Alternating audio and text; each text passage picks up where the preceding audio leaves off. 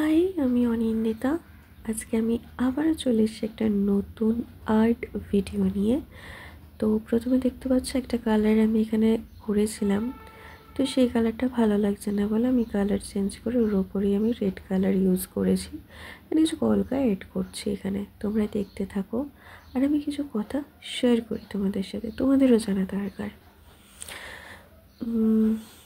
Actually এই যে art বা ড্র যাই বলো, এই যে কাজটা আমি করছি খুব যত্ন করে করছি, খুব ধৈর্য ধরে করছি। মানে এই আর্টটা আমার কাছে শুধু আর্ট নয়, মানে আমার শেখা, আমার একটা পাওয়া বলতে পারো। কারণ আমি অনেক দিন ধরেই ভাবছি যে জগন্নাথ, বলরাম, সুভদ্রা এনাদেরকে আমি ড্র করব বা পেন্টিং করব, সেটা আর হয়ে ওঠেনি, সময় সুযোগও হয়নি হয়তো, বা করব করব করে আর করা হয়নি। তো যখন আমি এই পেন্টিংয়ের ফটো দেখলাম, তখন আমি আর লোভ সামলাতে পারিনি, তখন ছটফট করে ফেলি স্কেচিংটা। এবং এটাই ভেবেছিলাম যে যখন কালার করব সেটা তোমাদের সাথে শেয়ার করব। তো যেমন ভাবা তেমন কাজ। তো স্কেচিংটা করার পর যখন আমি কালার করছি, দেন তোমাদের সাথে পরপর শেয়ার করছি।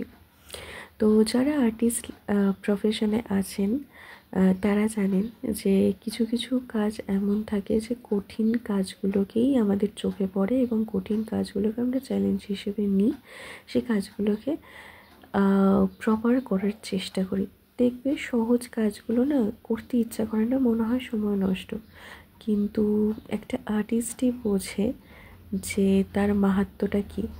যখন দেখবে এত কঠিন কাজ করার পর দেখবে যখন সেই মানে তোমাদের কমেন্টগুলো যখন সবাই আমরা পাই বা আর্টিস্টরা পান, ভালো বলেন, সবাই যখন ভালো বলে বা ভালো বলেন, তখন দেখবে সেই